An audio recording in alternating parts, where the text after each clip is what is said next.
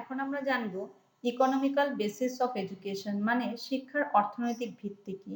দেখো এখানে শিক্ষার অর্থনৈতিক ভিত্তি মানে কি, শিক্ষা যে সাবজেক্টটা সে কি করছে যখন কিনা সমৃদ্ধ হতে চাইছে সে বিভিন্ন রকমের ডিসিপ্লিন বা জ্ঞানের বিষয় থেকে তার প্রয়োজনীয় অংশগুলোকে নিয়ে সে সমৃদ্ধ হয়েছে। এক্ষেত্রে সে বিভিন্ন ডিসিপ্লিন থেকে যেমন সমৃদ্ধ হয়েছে, একই সঙ্গে সেই সমস্ত ডিসিপ্লিনকেও এডুকেশন কিন্তু সমৃদ্ধ করেছে। কিন্তু এখন আমাদের আলোচনার বিষয় কি, যে ইকোনমিক্স বা অর্থনীতি এডুকেশনকে কতটা প্রভাবিত করেছে। দেখি তাহলে দেখে নিই এডুকেশন কিভাবে সমৃদ্ধ হলো। দেখো আমরা আগে জেনেছি যে এডুকেশন কাকে বলে। এডুকেশন সম্পর্কে আমরা জানার সময় দেখেছিলাম যে এডুকেশনের দু রকমের অর্থ আছে, একটা হচ্ছে তার পাশ্চাত্য অর্থ বা ওয়েস্টার্ন অর্থ, আর একটা হচ্ছে ইন্ডিয়ান অর্থ। সেক্ষেত্রে আমরা ওয়েস্টার্ন অর্থতে দেখেছিলাম যে এডুকেশন কথার মানে হচ্ছে টু ড্র্যাগ আউট, মানে হচ্ছে মানুষের মধ্যে যে অন্তর্নিহিত সত্তা আছে সেটাকে নিষ্কাশন করা। আবার কখনো দেখেছিলাম যে কখনো দেখলাম যে তাকে ব্রিং আপ করা, মানে স্টুডেন্টকে টিচার যেভাবে ব্রিং আপ করছে বা লালন পালন করছে সেটাই হচ্ছে শিক্ষা। আবার আমরা যদি ভারতীয় মতে দেখি সেক্ষেত্রে আমরা দেখেছিলাম যে শিক্ষা মানে হচ্ছে শাসন করা। আবার কখনো কখনো দেখেছি যে বিদ্যা মানেও শিক্ষা হিসাবে বলা হচ্ছে, মানে বিদ্যা বা বিদ্যাতু থেকে এসছে, বিদ্যা মানে জ্ঞান, এই জ্ঞান লাভ করাকেও কখনো কখনো শিক্ষা বলা হচ্ছে। যাই হোক, আমরা এডুকেশন সম্পর্কে মোটামুটি জেনেছি যে এডুকেশন কি। আজকে জানবো যে ইকোনমিক্স কি। ইকোনমিক্স মানে হচ্ছে, দেখো অ্যাডাম স্মিথের ভাষায় ইকোনমিক্সকে বলা হচ্ছে যে ইকোনমিক্স সাধারণত কনসার্ন বা কি হচ্ছে উদ্বিগ্নতা দেখায় কিসের ক্ষেত্রে, যে নেচার এবং causes of wealth of nation, মানে নেশন বা একটা দেশের যত সম্পদ আছে তার প্রকৃতি কিরকম, মানে প্রকৃতি বলতে কিভাবে এই সম্পদটা আসে বা কি কতটা সম্পদ আসে, কিভাবে এর বন্টন হয়, আর এই বন্টনের কারণগুলো কি, আর কিভাবে কোনো সম্পদের সমস্যা হয়, মানে সম্পদটা তৈরি করতে সমস্যা হয়, এই সমস্ত জিনিস নিয়ে যেই বিষয়টা বা জ্ঞানের বিষয়টা বেশি কনসার্ন হয় তাকে বলা হয় ইকোনমিক্স। কিন্তু পরবর্তীকালে বিভিন্ন অর্থনীতিবিদেরা কি বলেছেন, যে না, ইকোনমিক্স মানে হলো মানব কল্যাণ সম্বন্ধীয় একটা বিজ্ঞান, মানে মানুষের যে উন্নতি করে তাকেই বলা হচ্ছে ইকোনমিক্স। তাই এই ইকোনমিক্স যেহেতু মানব সম্বন্ধীয় বিজ্ঞান হিসাবে প্রতিফলিত হয়েছে, তাহলে বোঝাই যাচ্ছে যে এই মানব সম্বন্ধীয় যা কিছু বিষয় তা কিন্তু এডুকেশনের পার্ট, মানে মানুষের উন্নতি করবে, এই জন্যই কিন্তু এডুকেশন কি হচ্ছে ইকোনমিক্সের সাহায্য নিচ্ছে। আর তখনই ওই এডুকেশন এবং ইকোনমিক্স এই দুটো মিলে তখন হয়ে যাচ্ছে কি এডুকেশনাল ইকোনমিক্স বা শিক্ষা সম্বন্ধীয় অর্থনীতি। বোঝা গেল, মানে এডুকেশন যখন যখন মানুষের উন্নতি সাধনের জন্য ইকোনমিক্সের সাহায্য নিচ্ছে, তখন কি হচ্ছে এডুকেশনের মধ্যে একটা আলাদা রকমের একটা জ্ঞানের ডিসিপ্লিন তৈরি হচ্ছে, যেটাকে বলা হচ্ছে এডুকেশনাল ইকোনমিক্স, যেখানে বলা হচ্ছে যে মানুষের উন্নতি কিভাবে হবে, মানুষ কিভাবে একজন মানব সম্পদে পরিণত হবে। মানুষকে এখন কিন্তু আর শুধুমাত্র জ্ঞান অর্জন করবে এই ব্যাপারটাই কিন্তু বোঝা হয় না, একই সঙ্গে এটাও ভাবা হয় যে সমাজের উন্নতি সে কি করে করবে, কিভাবে সে একটা সম্পদে পরিণত হবে।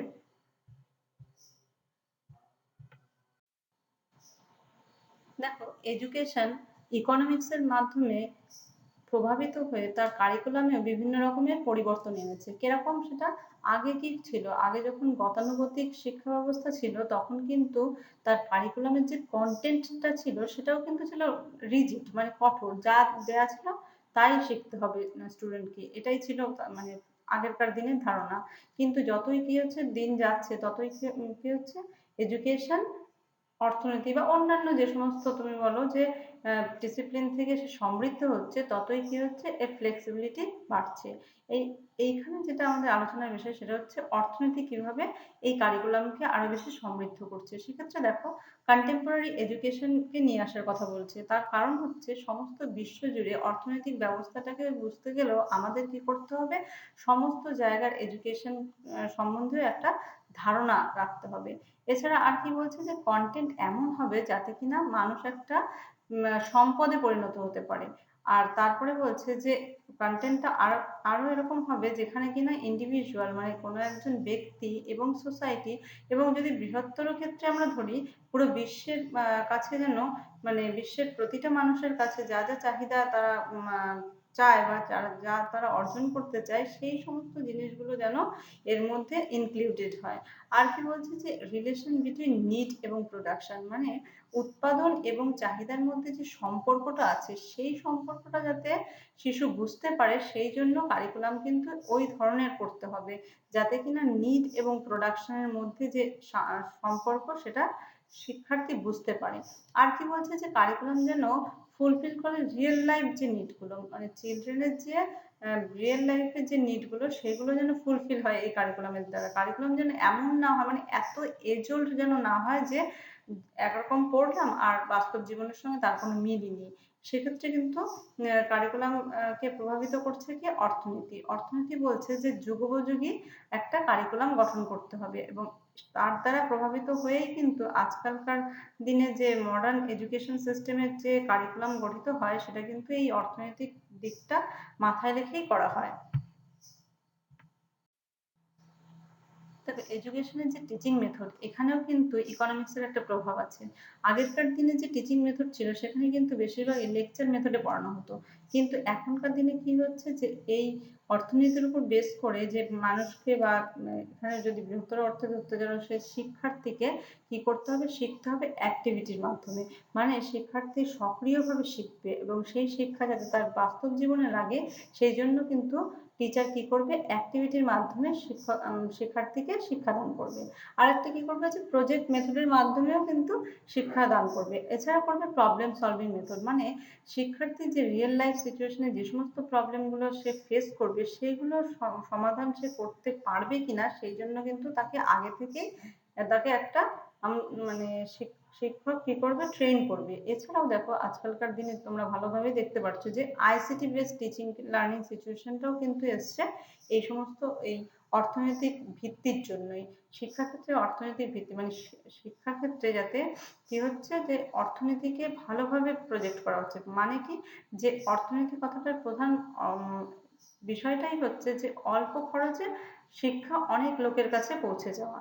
এটাকেই কিন্তু আইসিটি বেসড টিচিং এর ক্ষেত্রে কিন্তু একই জিনিস প্রযোজ্য হচ্ছে। যে এক্ষেত্রে কি হচ্ছে, একটা ধরো যে কোনো ভিডিও তৈরি করা হলো, টিচার কি করলো সেই জিনিসটাই অনেকগুলো স্টুডেন্টের মধ্যে সেটা দেখিয়ে দিতে পারলো বা বারে বারে তার প্রয়োজন মতন সে বিভিন্ন জায়গায় সেটাকে প্রয়োগ করতে পারলো। এর ফলে কি একবার খরচ করে অনেকবার দেখানো যাচ্ছে। এর ফলে কি হচ্ছে, জিনিসটা আরো বেশি সাশ্রয় হচ্ছে। মানে অর্থনীতির এখানে কিন্তু একটা খুব ভালোভাবে প্রভাবটা লক্ষ্য করা যায়।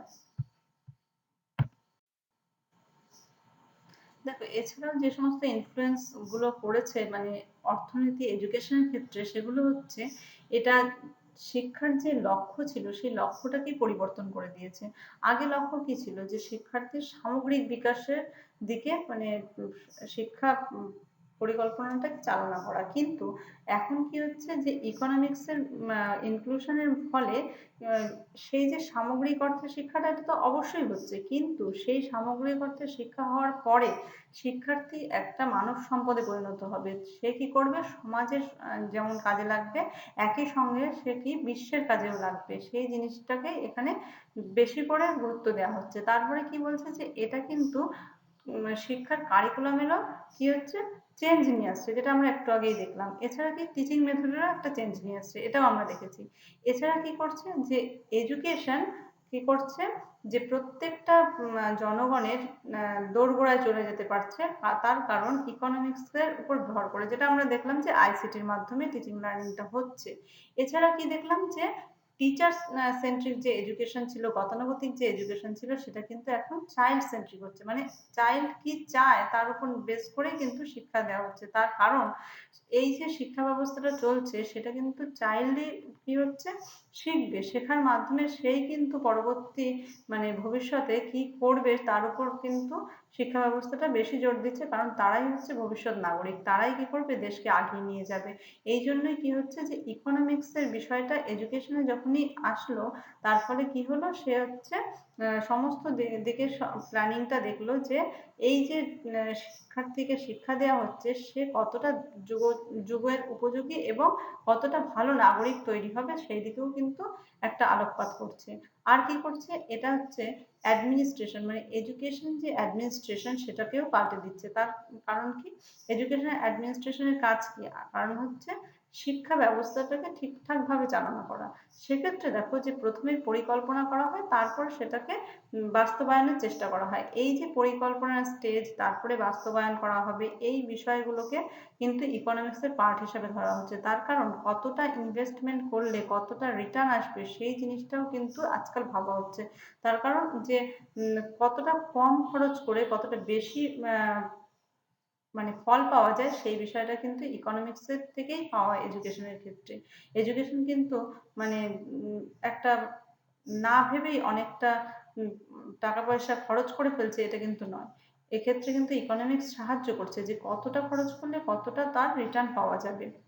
দেখো সব ক্ষেত্রে কিন্তু এই যে আমরা দেখলাম এডুকেশন এবং ইকোনমিক্স, শুধুমাত্রই যে ইকোনমিক্স থেকে এডুকেশন নিয়েছে তা কিন্তু না। অনেক সময় কি হচ্ছে, ইকোনমিক্সও এডুকেশনের দ্বারা সমৃদ্ধ হচ্ছে। এটা কিন্তু পরস্পরের সঙ্গে সম্পর্কিত। এটা কিন্তু কোনো আলাদা কোনো বিষয় না। বোঝা গেল? মানে ইকোনমিক্স থেকে এডুকেশন যেমন সমৃদ্ধ হয়েছে, তেমন এডুকেশনের থেকেও ইকোনমিক্স সমৃদ্ধ হয়েছে। যাই হোক, ইকোনমিক্স যখনই এডুকেশনের মধ্যে ইনক্লুডেড হয়ে যাচ্ছে তখনই এটা হয়ে যাচ্ছে কি এডুকেশনাল ইকোনমিক্স, বা তুমি বলতে পারো যে ইকোনমিক্যাল বেসিস অফ এডুকেশন।